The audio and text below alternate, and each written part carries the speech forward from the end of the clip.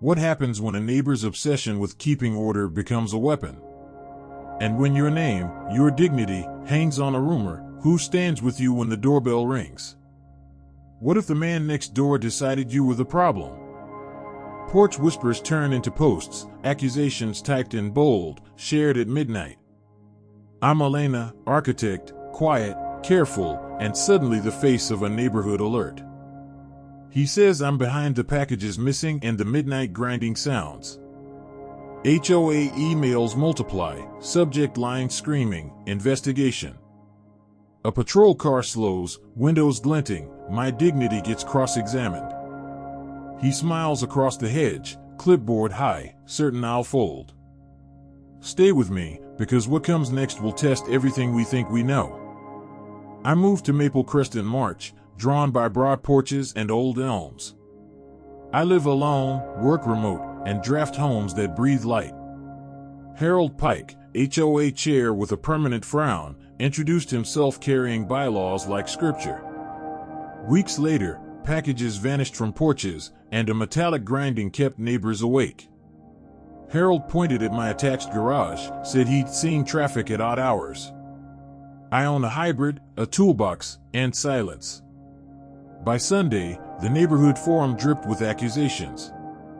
Harold posted blurry night photos, 2 taillights, a shadow near my driveway, captioned activity of concern. Comments piled, new residents bring problems, call compliance. I replied once though calm, factual, then muted my phone. The mail carrier hesitated at my walkway. Mrs. Brenner, kind on day one, crossed the street without a wave. Bias felt like fog, invisible, damp, and suddenly inside my lungs. Harold scheduled an informal hearing on my lawn, pretending it was friendly. He read bylaws about nuisance noise and porch security in his courtroom voice. I asked for proof beyond shadows. He cited pattern and community unease. A neighbor mentioned hearing tools after midnight. I showed my calendar and timestamped files, late design sprints, yes, but no machinery. Harold stared past me, already drafting minutes, already collecting signatures. The patrol car rolled by twice that week, slow and deliberate. An officer asked if I'd mind answering a few questions. I invited him in, showed receipts, home office equipment, and doorbell logs. No footage showed anyone at my door after 11. He left polite, unconvinced. Harold posted that the authorities were engaged. My project slipped, clients heard weariness in my voice. I slept with the lights on, shame trying the locks. Thursday night, metallic scraping again, long, serrated, like steel against steel. I walked outside with my phone recording, scanning hedges and the street.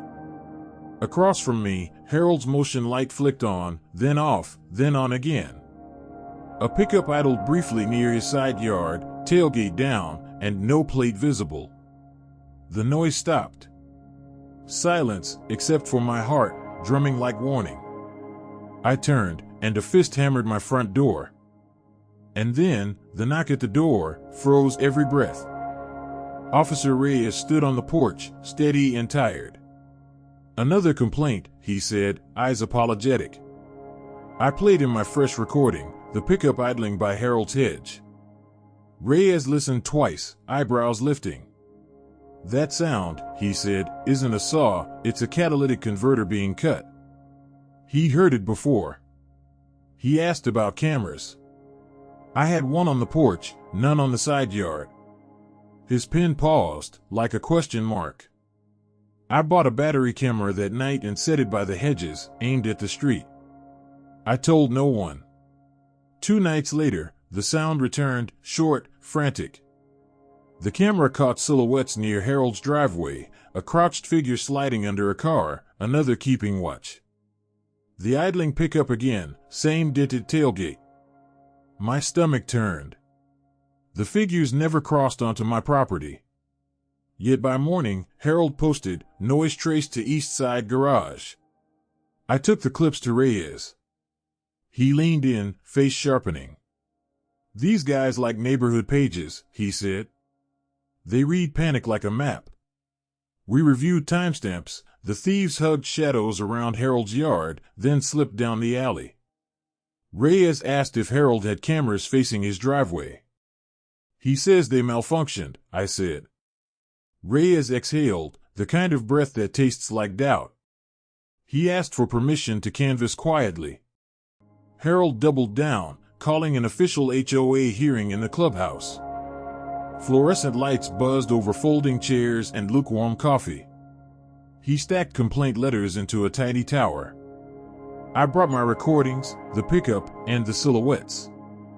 Harold called them ambiguous, easily edited, convenient. He displayed a printout, a screenshot of my porch at 12:07 a.m., me stepping outside with a phone. Exhibit A, he said, triumphant. I felt the room tilt. Neighbors spoke, some hesitant, some eager. We want peace, we want safety, we can't sleep. Harold translated fear into fines. He proposed a sanction, nightly inspections of my property by HOA security, noise penalties, and mandatory camera access for community protection. My mouth went dry. I turned to Reyes, who had slipped into the back. He watched Harold carefully, then typed something into his phone and disappeared outside. Reyes returned carrying a city tablet. He'd checked permits and recent code complaints within a 3-block radius. He projected a map, red pins clustered, converter thefts, porch piracy, mostly near alley-adjacent homes.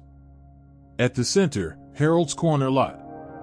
Reyes pointed to another file, a notice of violation to 118 Maple Crest, Harold's address, for operating an unregistered short-term rental.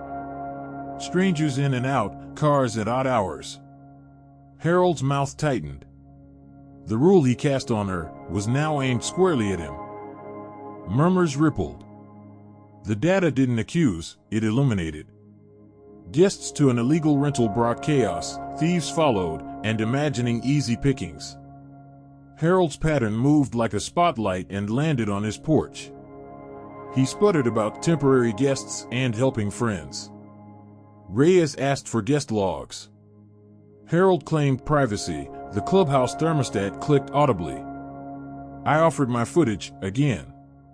This time, the HOA board watched with less certainty, counting silhouettes against Harold's hedges.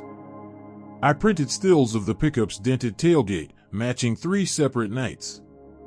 A neighbor, Mr. Patel, stepped forward cautiously. He'd seen that pickup circling, thought it was Harold's landscaper. Another neighbor recalled loud luggage wheels at 1 a.m., weekend after weekend. Patterns aligned like framing studs, line met line, pressure met nail. Harold insisted his cameras were awaiting replacement. Someone asked, by whom? He didn't answer. The room cooled. Harold tried to pivot, promising to tighten rental vetting, then denying the rental existed. Reyes read the violation notice aloud. The board whispered, eyes on liability. Fines for me now looked precarious, possibly actionable. I kept my hand still, voice steady, describing the first night the forum turned. I work, I said, and I mind my own life. One line landed like a plumb bob, we deserve safety, without scapegoats. Reyes requested voluntary access to Harold's side yard camera DVR, malfunctioning or not. Harold refused.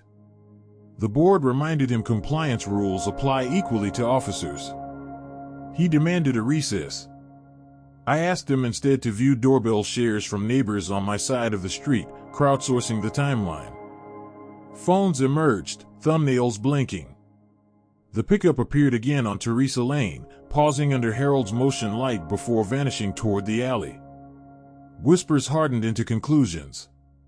Reyes' radio crackled. Patrol spotted a dent-tailed pickup 3 blocks away, bed full of jacks and saws. He stepped aside, conferred, and then returned. They'd stopped 2 men. One phone showed recent clips of Maple Crest, angles matching Harold's corner. A third contact, a listing for Cozy Corner Stay, near downtown, photos unmistakably Harold's living room. Sweat polished Harold's forehead. The board president, Ms. Lowell, folded her hands. "Mr. Pike," she said, "explain." Harold's story collapsed in stages. "I rented occasionally, then I didn't know about permits, then I tried to help the neighborhood stay vigilant." Reyes read texts from one suspect. "Host says leave by side alley." Motion light busted. Host. Alley. Motion light. Harold stared at the tabletop, gnawing air. I felt something softer than triumph, exhaustion finally loosening its grip. But hidden in plain sight was the truth no one wanted to see.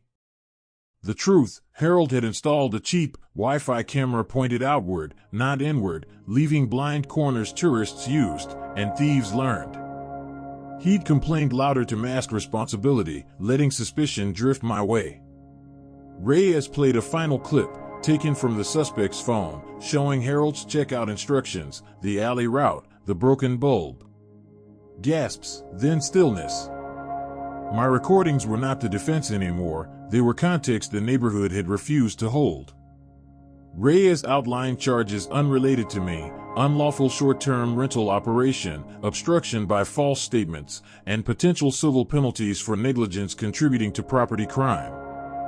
The pickup's crew confessed to following Forum Panic, targeting the problem block. They never once stepped onto my property. My name left their mouths exactly 0 times. That number felt like a sunrise. Ms. Lowell moved to table sanctions against me and opened disciplinary review of Harold. We returned to the clubhouse, where neighbors gathered like they'd been holding a collective breath for days. Ms. Lowell asked if anyone had something to say to me. Mrs. Brenner stood, voice fragile. "I'm sorry, Elena." Others followed: Mr. Patel, a couple from Birch Street, even the mail carrier. Harold tried one last retort: "I was protecting us." And in that instant, the room fell silent, every eye turning to the truth. The board voted immediate removal of Harold as HOA chair, referral to the city for fines, mandatory owner education on surveillance and rentals, and a community pledge to stop posting accusations without evidence. Reyes shook my hand. He asked if I'd consider sharing my footage at a neighborhood safety workshop. I nodded, throat thick. Accountability had arrived like morning, late, but precise. My porch finally felt like mine again. Days later, the sound of steel at night disappeared. Packages stayed put. A neighbor brought lemon bars, awkward, brave. We set up a shared camera map, opt-in, consent clear, no witch hunts. I slept with the lights off for the first time in weeks. Blueprints on my desk looked less like work and more like breath. A small thing happened at the mailbox. I waved first, and 3 people waved back. I watered the ferns at dusk, watching light settle across the block, clean, ordinary. On Harold's porch, the motion light finally worked, pointing homeward, not outward. Lesson learned the hard way: when fear hunts for a villain, it finds the nearest silhouette. Demand proof, follow facts, and neighbor with courage. If stories like this resonate with you, subscribe now. Because here, every story uncovers truth, delivers justice, and leaves a lesson worth remembering.